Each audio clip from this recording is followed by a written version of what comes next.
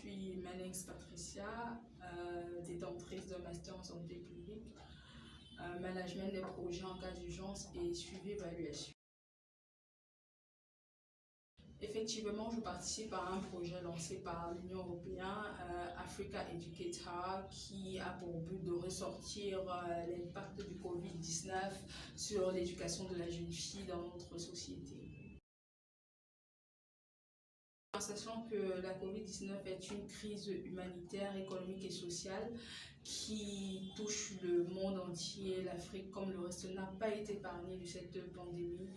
À cause de l'augmentation rapide du nombre d'infections au sein de notre population, notre gouvernement a pris des mesures strictes pour pouvoir freiner la propagation de la fermeture des églises, la fermeture des écoles et aussi des marchés publics. Sachant la situation socio-politique que nous vivons déjà au Cameroun, que tout le monde connaît, la crise anglophone, nous avons déjà eu une situation où les filles ou bien les jeunes filles devaient se retirer de l'école ou bien de leur éducation à cause de l'insécurité qu'ils ont eue dans les régions du nord-ouest et du sud-ouest.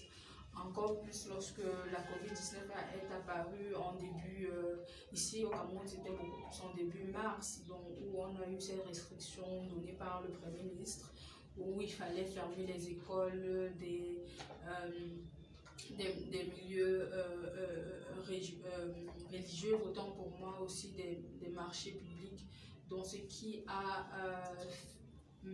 rendu plusieurs jeunes filles en chômage. Donc elles ne pourront pas certainement payer la scolarité de leurs enfants et pourront peut-être obliger leurs enfants à se mêler dans la prostitution pour certaines filles et d'autres même dans des travaux ménagers ou encore, pourquoi pas, dans des mariages précoces. Donc nous en subissons beaucoup et beaucoup d'entre elles, durant la période du confinement, ont subi beaucoup de violences comme les viols, les incestes et même des cas même de mariage forcé. Déjà, il est nécessaire que davantage le gouvernement élabore des plans stratégiques de post-Covid-19 pour la réouverture des écoles, des plans qui prennent en compte aussi les besoins des filles et des jeunes femmes. De deux aussi, le confinement aussi a montré au gouvernement la nécessité d'investir dans des nouvelles infrastructures scolaires à l'échelle nationale, notamment dans les plans stratégiques en gestion de crise, doté d'un fonds conséquent destiné à l'éducation et afin de faciliter la poursuite de l'apprentissage des élèves en temps de crise. Le gouvernement déjà doit suivre les enfants, bien les jeunes filles qui sont touchées à cause de la fermeture des écoles et fournir des données désagrégées par sexe et par tranche d'âge pour assurer qu'ils pourront agir sur un nombre exponentiel de jeunes filles et de jeunes garçons ne pourront toujours pas aller à l'école. Donc aussi un programme très important, le programme de maintien de la jeune fille à l'école, ou bien un autre thème, le programme Cash Transfer, qui a déjà été mené par UNICEF et aussi par l'ONG où je travaille pour le moment sous la subvention Fonds mondial. C'est un projet qui a pour objectif de soutenir financièrement les jeunes filles pour leur maintien à l'école. Donc à travers plusieurs activités et plusieurs partenaires.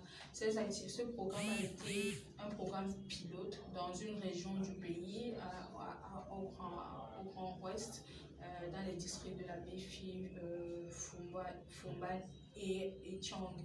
Mais je pense que si on pouvait passer à l'échelle ce programme, je pense que ça pouvait être très efficace grâce à notre expérience, grâce à l'expérience de l'UNICEF. On peut étendre aussi ce programme pour faire bénéficier d'autres jeunes filles, puisque ce programme de maintien de la jeune fille à l'école, je vais préciser, a fait bénéficier plus de 1500 jeunes filles. Je tiens aussi à remercier notre gouvernement par rapport aux efforts qu'ils ont fournis durant cette crise humanitaire, sanitaire.